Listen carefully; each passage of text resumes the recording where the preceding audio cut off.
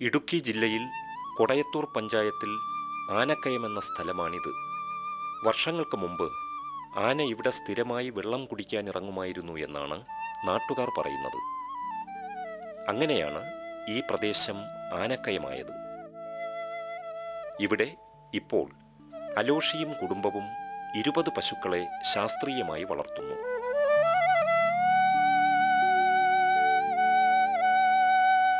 സംശുദ്ധമായ പാൽ അതിൻ്റെ തനിമയോടെ ഉപഭോക്താക്കളിൽ എത്തിക്കുവാൻ കഴിയുന്ന സാഹചര്യത്തെ ഒരു സംരംഭമാക്കി മാറ്റി ഉൽപ്പാദകൻ തന്നെ നേരിട്ട് വിപണിയിൽ ഇടപെടുന്ന പ്രാദേശിക പാലുൽപാദന വിപണന രീതിയാണ് ഇവിടെ ഇവർ അവലംബിച്ചിരിക്കുന്നത്. കാലിത്തൊഴുത്ത് നിർമ്മാണം, പശുക്കളെ തിരഞ്ഞെടുക്കൽ, അവയുടെ പരിപാലനം, കറവ രീതി, പാൽ ഉപഭോക്താക്കളിൽ എത്തിക്കൽ എന്നിവയെല്ലാം പെരുമാറ്റച്ചട്ടം പാലിച്ചുകൊണ്ട് തന്നെ ഇവിടെ നടപ്പിലാക്കുന്നു. ശുചിത്വത്തിനും ഗുണനിലവാരത്തിനും ഊന്നൽ നൽകുന്നു. തൊഴുത്ത് നിർമ്മാണം, കാലിത്തീറ്റ സംഭരണം, രോഗപ്രതിരോധ പ്രവർത്തനങ്ങൾ ഇവയ്ക്കെല്ലാം ഒരു വെറ്റിനറി സർജന്റെ ഉപദേശവും മേൽനോട്ടവും ഇവിടെ ഉണ്ടാവും. പശുക്കളിൽ രോഗങ്ങൾ നിയന്ത്രിക്കുന്നതിനും ഉയർന്ന ഉൽപാദനക്ഷമത നിലനിർത്തുന്നതിനും ശാസ്ത്രീയമായ കാലിത്തൊഴുത്ത് ആവശ്യമാണ്. തൊഴുത്ത് സൂര്യപ്രകാശമേറ്റ് ഉണങ്ങിക്കിടക്കണം.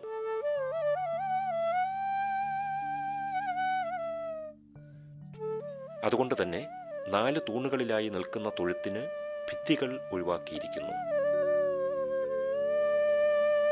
വശങ്ങളിലേക്ക് പശുക്കളുടെ നീക്കം പരിമിതപ്പെടുത്തുന്നതിന് വേണ്ടി സെപ്പറേറ്റർ തൂണുകൾ സ്ഥാപിച്ചിരിക്കുന്നു.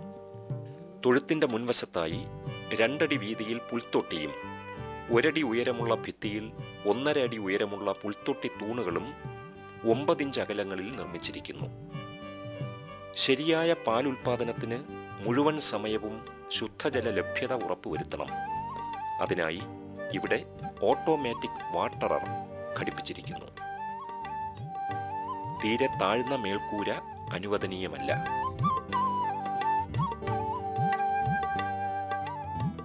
ഇവിടെ അലോഷി തിരഞ്ഞെടുത്തിരിക്കുന്നത് ജേഴ്സി, സ്വിസ് ബ്രൗൺ, HF അഥവാ ഹോൾസ്റ്റൈൻ ഫ്രീസെയിൻ തുടങ്ങിയ ഇനങ്ങളാണ്. എല്ലാം നല്ല ഉൽപാദനശേഷിയുള്ളവയുമാണ്. ജേഴ്സി മിക്കവാറും ഒറ്റ കളറായിരിക്കും. കറുപ്പും വെളുപ്പുമായി കാണുന്നത് HF ഇനമാണ്. ഞാൻ 2 വർഷമായി ഒരു ഫാം തുടങ്ങിയിട്ട്, ഇത് ഫാമായിട്ട് തുടങ്ങിയിട്ട്. അതിന് മുമ്പ് എനിക്ക് ആ മൊത്തം 1 പശുവിൽ നിന്ന് തുടങ്ങിയതാണ്. 1 പശുവിൽ നിന്ന് 6 പശുവായി, 6 പശുവിൽ നിന്ന് ഇപ്പോൾ 19 പശുവായി നിൽക്കുകയാണ്. നല്ല രീതിയിൽ പോകുന്നു. ഇപ്പോൾ രാവിലെ എനിക്ക് ഒരു 135 മുതൽ 140 ലിറ്റർ വരെ പാല് കിട്ടുന്നുണ്ട്. ഉച്ച കഴിഞ്ഞ് എനിക്കൊരു 85 മുതൽ 90 ലിറ്റർ വരെ പാല് കിട്ടുന്നുണ്ട്. ഞാനും വൈഫും പപ്പായും മമ്മിയും ആണ് സ്വന്തമായിട്ട് നടങ്ങുന്ന ഒരു പരിപാടിയാണ്. തീറ്റപ്പുല്ല് അത്യാവശ്യത്തിന് നമുക്കുണ്ട്. നമ്മൾ തന്നെ പറമ്പ് കൃഷി ചെയ്യുന്നു. പിന്നെയുള്ള കാലിത്തീറ്റ കാര്യങ്ങളൊക്കെയായിട്ട് നമ്മൾ കൊടുക്കുന്നു. വൈക്കോലും കാലിത്തീറ്റയും സോയാബീൻ്റെ തവിടും പോളത്തവിടുമാണ് പശുവിന് കൊടുക്കുന്ന നിലവിൽ. കൂടുതലായിട്ട് പുല്ലാണ് കൂടുതലായിട്ട് കൊടുത്തുകൊണ്ടിരിക്കുന്നത്. വൈക്കോല് നമുക്കൊരു ട്രൈ പുല്ലെന്നുള്ള രീതിയിൽ വൈക്കോല് നമ്മൾ കൊടുക്കുന്നു. ഇവിടെ അടുത്ത് നമുക്കൊരു സൊസൈറ്റി, ഒരു 10 കിലോമീറ്ററിനുള്ളിൽ നമുക്ക് സൊസൈറ്റി ഉണ്ട്. പക്ഷേ എങ്കിൽ പോലും അവിടത്തെക്കാട്ടും വില നമുക്ക് കൂടുതൽ കിട്ടുന്ന തൊഴിൽ കൊണ്ട് കൊടുത്തു കഴിയുമ്പം വില കൂടുതൽ കിട്ടുന്നതിൻ്റെ പേരിൽ തൊഴിൽ കൊണ്ട് രാവിലെ കൊണ്ട് കൊടുക്കുന്നു. രാവിലെ ഞാനൊരു 2:45 ആകുമ്പോഴേക്കും പശുക്കളെ വാഷ് ചെയ്ത് കഴിഞ്ഞ ശേഷം 3:30 ആകുമ്പോഴത്തേക്കും കറക്കാൻ തുടങ്ങുന്നു. 3:30 കഴിഞ്ഞാൽ ഒരു 5:45 ആകുമ്പോഴത്തേക്കും കറവ് കഴിയുന്നു. കറവ് കഴിഞ്ഞ് നേരെ പാലുമായിട്ട് തൊടുപുഴയ്ക്ക് പോകുന്നു. തൊഴിൽ കൊണ്ടേ കൊടുത്തതിന് ശേഷം ഒരു 6:15 ആകുമ്പോഴത്തേക്കും അത്യാവശ്യം നമ്മൾ ഫ്രീ ആവുന്നു. പിന്നെ വരുന്ന ഒരു 8:30 ആകുമ്പോൾ നമ്മൾ 8 മണി കഴിയുമ്പോൾ മുതൽ പശുവിന് തീറ്റ, കാലിത്തീറ്റ കൊടുക്കുന്നു. അത് കഴിഞ്ഞ ശേഷം ഒരു 9 മണി ആകുമ്പോഴത്തേക്കും നമ്മൾ തീറ്റപ്പുല്ല് അരിഞ്ഞു കൊടുക്കുന്നു. അത് കഴിഞ്ഞ ശേഷം ഒരു സോയാബീൻ്റെ തവിടും ഒക്കെ ആയിട്ടൊന്നൊരു കുടിവെള്ളം എന്നുള്ള രീതിയിൽ കലക്കി കൊടുക്കുന്നുണ്ട്. പിന്നെ വരുന്ന ഉച്ചയ്ക്ക് ഒരു 12:30 ആകുമ്പോഴാണ് അടുത്ത കറവ തുടങ്ങുക. കറവയ്ക്ക് തൊട്ട് മുമ്പായിട്ട് പശുക്കളെ ശരിക്കും കുളിപ്പിച്ച ശേഷം പശുക്കൾക്ക് ഓരോ ചിരട്ട വീതിച്ചുള്ള രീതിയിൽ ഓക്ക കൊടുക്കുന്നുണ്ട്. ഒരു 1/2 കിലോയോളം വരത്തക്ക രീതിയിൽ ഓക്ക കൊടുക്കുന്നു. ഓക്ക കൊടുത്ത ശേഷമാണ് കറക്കാൻ തുടങ്ങുന്നത്.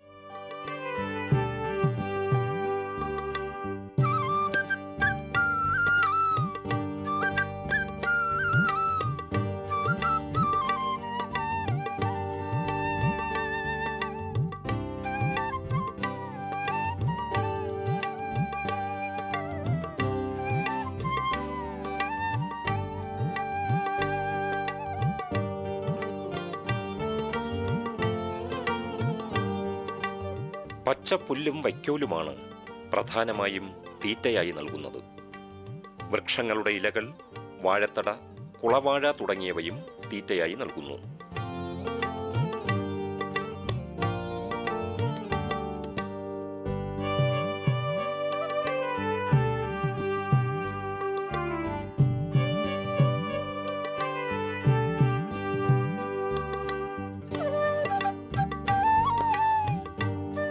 കാലിത്തീറ്റ, സോയാബീൻ തവിട്, പിണ്ണാക്ക്, ധാന്യങ്ങൾ എന്നിവയും പശുവിൻ്റെ തീറ്റയിൽ ഉൾപ്പെടുത്തിയിട്ടുണ്ട്.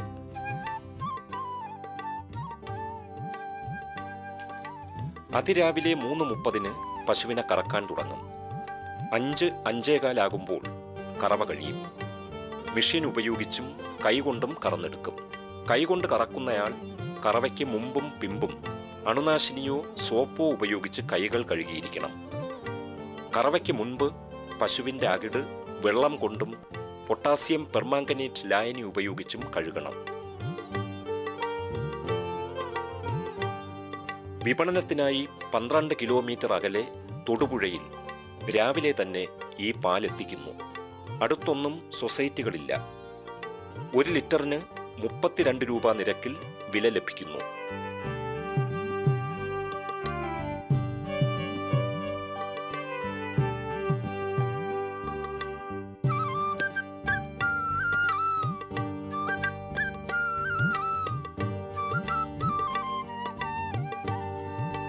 ഉച്ചയ്ക്ക് 12 മണിക്ക് പശുക്കളെ കുളിപ്പിക്കും. അത് കഴിഞ്ഞ് രണ്ടാമത്തെ കറവ ആരംഭിക്കും. രാവിലെ 135-140 ലിറ്റർ വരെയും ഉച്ച കഴിഞ്ഞ് 85-90 ലിറ്റർ വരെയും പാൽ ലഭിക്കും. സർവ്വ ചെലവും കഴിഞ്ഞ് ദിവസം 3500 മുതൽ 4000 രൂപ വരെ ഇപ്പോൾ ലഭിക്കുന്നു. കൃത്യമായ പരിചരണവും ശ്രദ്ധയും കൊടുക്കുകയാണെങ്കിൽ പശു വളർത്തൽ ഒരു വൻ ലാഭമാക്കി മാറ്റാൻ സാധിക്കുമെന്നാണ് അലോഷിയുടെ അഭിപ്രായം. ഈ 3 പശുക്കളുടെയും പ്രസവം ഈ ആഴ്ചയിൽ തന്നെ നടക്കുമെന്നുള്ളതുകൊണ്ട് മറ്റൊരു തൊഴുത്തിലേക്ക് ഇവയെ മാറ്റിയിരിക്കുകയാണ്.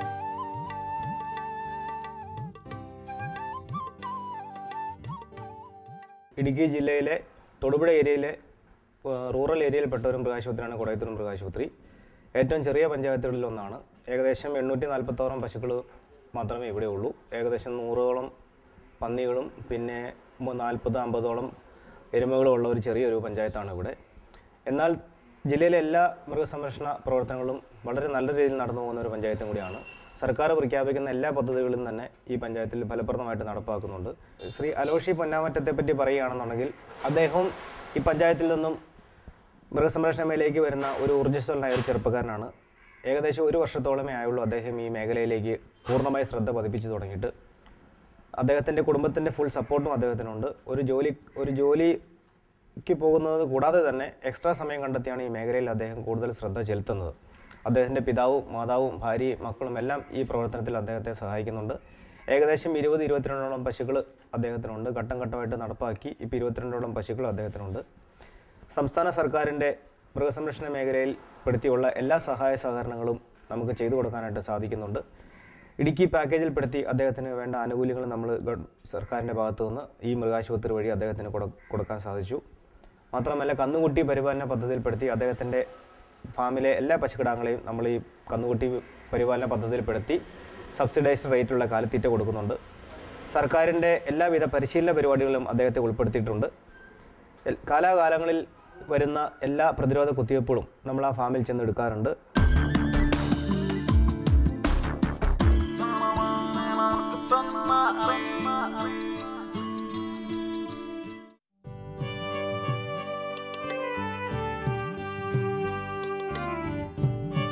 കുടയത്തൂർ എന്ന സ്ഥലത്തെ ഒരു കർഷകയാണ് ഷീബ സജി. മറ്റു ജോലിയുള്ളവർക്കും കന്നുകാലി കൃഷി ചെയ്ത് വിജയിപ്പിക്കാം എന്ന് ഈ കർഷക തെളിയിച്ചിരിക്കുന്നു.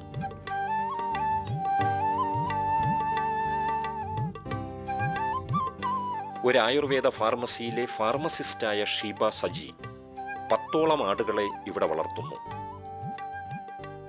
നല്ല ഇനം ആടുകളായ ജമുന പാരി, സാനൻ, മലബാറി തുടങ്ങിയവയാണ് ഇപ്പോൾ ഇവിടെയുള്ളത്. നല്ല ഒരു മുട്ടനാടും ഈ കൂട്ടത്തിലുണ്ട്. ബീറ്റൽ എന്ന ഇനമായതുകൊണ്ട് വെളിയിൽ നിന്ന് പെണ്ണാടുകളെ ഇണചേർക്കാനായി ഇവിടെ കൊണ്ടുവരാറുണ്ട്. അതിന് ഒന്നിന് 250 രൂപ ഈടാക്കുകയും ചെയ്യും.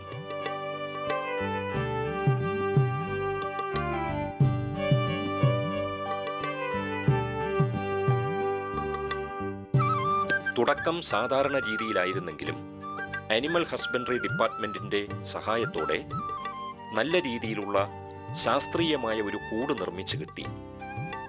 3 അടി ഉയരത്തിൽ കൂട് നിർമ്മിച്ചിരിക്കുന്നത് കൊണ്ട് കാഷ്ടം, മൂത്രം എന്നിവ തറയിൽ പോവുകയും കൂട് എപ്പോഴും വൃത്തിയായിരിക്കുകയും ചെയ്യുന്നു. ഒരു ആടിനെയാണ് ഞാൻ ആദ്യം വാങ്ങിയത്.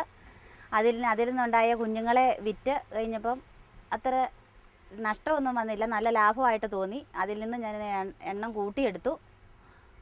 അതിൽ നിന്നെല്ലാം കുഞ്ഞുങ്ങളുണ്ടാകുന്നു, കുഞ്ഞുങ്ങളെ മറിച്ച് വിൽക്കുന്നു, പാലെടുക്കുന്നുണ്ട്. അപ്പം പിന്നെ ഒരു ലാഭം പോലെ തോന്നി. ചെറിയൊരു ജോലിയുണ്ട്, അതും ഇതിൻ്റെ കൂടെ തന്നെ പോകുന്നു. രാവിലെ വീട്ടുപണിയും എല്ലാം നടക്കുന്നുണ്ട്. ഹസ്ബൻഡിൻ്റെ സഹായമുണ്ട്, മക്കളുടെ സഹായമുണ്ട്. എല്ലാവരും കൂടി ആയതുകൊണ്ട് ഒന്നും പാട് വരുന്നില്ല. കൊടയത്തൂർ വെറ്റിനറി ഹോസ്പിറ്റലിലെ ഡോക്ടർ ബിജു ആണ്. ബിജുവിൻ്റെ സഹായം കൊണ്ടാണ് കൂട് പണിതത്. ഡോക്ടർ വന്ന് ചെറിയൊരു കൂടായിരുന്നു ആദ്യം. അപ്പം അതിനകത്ത് 2-3 ആടുകൾ ഇങ്ങനെ തിങ്ങി നിറഞ്ഞു നിൽക്കുന്നു. അപ്പം ഡോക്ടർ വന്ന് കണ്ടു. ഡോക്ടർ പറഞ്ഞു താല്പര്യം ഉണ്ടെങ്കിൽ കൂട് അനുവദിച്ച് തരാം എന്നുള്ള ഡോക്ടറിൻ്റെ ഇതിൽ താല്പര്യം ഉണ്ടായിരുന്നു. ഡോക്ടർ കൂട് അനുവദിച്ച്, ഗവൺമെൻറ്റിൽ നിന്ന് കൂട് അനുവദിച്ച് തന്നു. ഡോക്ടറിൻ്റെ സഹായം എപ്പോഴും ഉണ്ട്. എന്താവശ്യം ഉണ്ടെങ്കിലും വിളിച്ചാൽ ഓടി വരും. തീറ്റപ്പുല്ല്, ഗോതമ്പ് തവിട്, പിണ്ണാക്ക് എന്നിവ പ്രധാനമായും തീറ്റയായി കൊടുക്കുന്നു. പുറത്തിറക്കി കെട്ടാറില്ല. പുൽത്തൊട്ടി പ്രത്യേകമായി സജ്ജീകരിച്ചിരിക്കുന്നതുകൊണ്ട് തീറ്റ അതിൽ വെച്ച് കൊടുക്കുന്നു.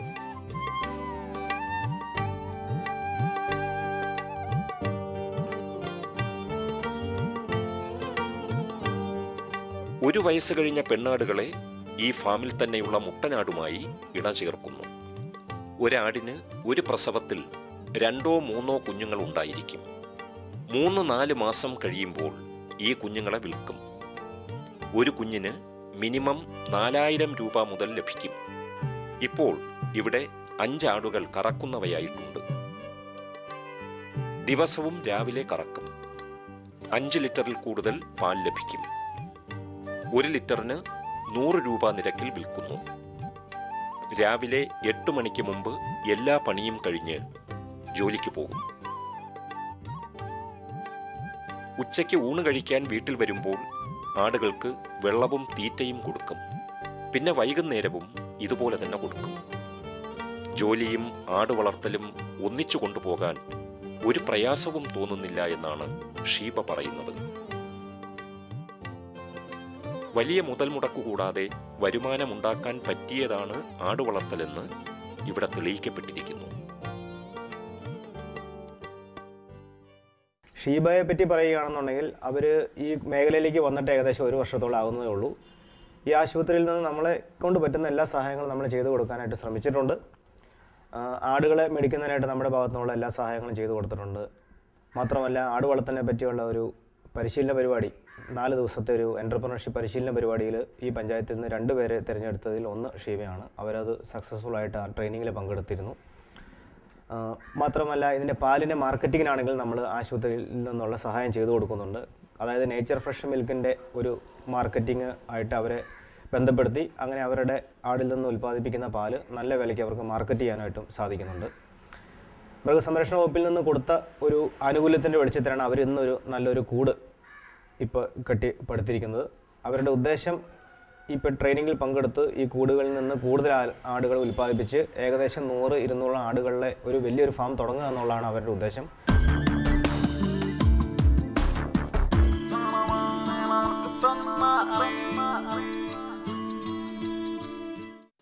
അരീന വനിതാ കർഷക സംഘം കുടയത്തൂർ 2005 കൃഷിഭവന്റെ കീഴിൽ തുടങ്ങിയ വനിതാ കർഷക സംഘമാണ്. ഏലിയമ്മ ജോസഫിന്റെ 3.5 ഏക്കർ കൃഷിസ്ഥലമാണ് ഇത്. കർഷക സംഘം പ്രസിഡന്റ് കൂടിയാണ് ഈ 65-കാരി. 150 മൂട് ചേന ഇവിടെ നട്ടിരിക്കുന്നു. മുളയനുസരിച്ച് 3-4 ആയി ഒരു ചേനയെ മുറിക്കുന്നു. ചെറുതായി മണ്ണിളക്കി ചേന കഷ്ണം വയ്ക്കുന്നു. ചേനയുടെ മുകളിൽ ചാണകപ്പൊടിയിട്ട് മണ്ണിട്ട് മൂടുന്നു. അതിൻ്റെ മുകളിൽ കരിയിലയും ഇട്ട് വയ്ക്കുന്നു. വേറെ പ്രത്യേകിച്ച് വളമൊന്നും ഇടാറില്ല. 6 മാസം കഴിയുമ്പോൾ വിളവെടുക്കാറാകും. ഇത് ഓണത്തിന് വിളവെടുക്കാൻ പാകത്തിനാണ് നട്ടിരിക്കുന്നത്.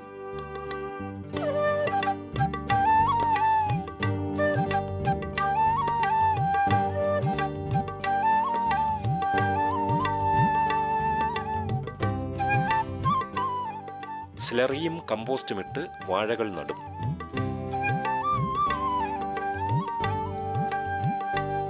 ഒരു ചുവട്ടിൽ 2 ഏത്തവാഴ വീതം നട്ടിരിക്കുന്നു. ഇതും ഓണത്തിന് കുലവെട്ടാൻ പാകത്തിനാണ് നട്ടിരിക്കുന്നത്. ഇതോടൊപ്പം 100 ടിഷ്യൂ കൾച്ചർ മോറിസിന്റെ തൈകളും ഇവിടെ നട്ടിരിക്കുന്നു. ശാസ്ത്രീയ വശവും കൃത്യമായ വളപ്രയോഗങ്ങളും ഒന്നുമില്ല. എന്നിട്ടും വാഴ നന്നായി കുലയ്ക്കുന്നു. ഒരു കുല 50 കിലോയിൽ കൂടുതൽ ഭാരമുള്ളതാണ്. അതും ഒരു ചുവട്ടിൽ നിന്ന് തന്നെ വളർന്നു വന്ന 5ാമത്തെ വാഴയിൽ നിന്നാണ് എന്നറിയുമ്പോൾ അത്ഭുതം തോന്നുന്നു. ഈ പുരയിടത്തിൽ മാത്രം 18 പ്ലാവുണ്ട്. അതിലെ ചക്ക വിവിധ തരം ഉൽപ്പന്നങ്ങളായി വിൽക്കുന്നു. മിക്കവാറും എല്ലാ എക്സിബിഷനും ഇവർ ചക്ക ഉൽപ്പന്നങ്ങൾ കൊണ്ടുപോയി വിൽക്കാറുണ്ട്. ചക്ക വരട്ടി, ചക്ക പക്കാവട, ചക്ക വൈൻ, ചക്ക അരിഷ്ടം തുടങ്ങി 18 തരം ഉൽപ്പന്നങ്ങളാണ് ചക്ക കൊണ്ട് ഇവർ ഉൽപ്പാദിപ്പിക്കുന്നത്.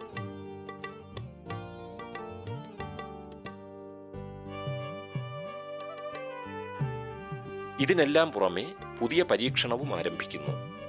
പോളി ഹൗസിന്റെ നിർമ്മാണം പൂർത്തിയാക്കി. 10 സെന്റിൽ പയർ കൃഷി ചെയ്യാനായി പോളി ഹൗസ് നിർമ്മിച്ചിരിക്കുന്നു. മണ്ണ് ട്രീറ്റ് ചെയ്ത് വരമ്പ് പിടിച്ചിട്ടിരിക്കുന്നു. സ്ലറിയും കുമ്മായവും ഇട്ടിരിക്കുന്നു. ഒരാഴ്ച കഴിഞ്ഞ് പയർ വിത്ത് നടാൻ പാകത്തിന് ഒരുക്കിയിരിക്കുന്നു. സ്വന്തമായി സ്ഥലമില്ലാത്തവർ സ്ഥലം പാട്ടത്തിനടുത്ത് കൃഷി ചെയ്യുന്നു എന്ന വ്യത്യാസമേ ഉള്ളൂ. വിപണനം ഒരുമിച്ച് തന്നെ നടത്തുന്നു. ഈ കൂട്ടായ്മ അവരുടെ അധ്വാനത്തിനും അതിൽ കൂടുതലും നൽകുന്നുണ്ട് എന്നതിന് സംശയമില്ല.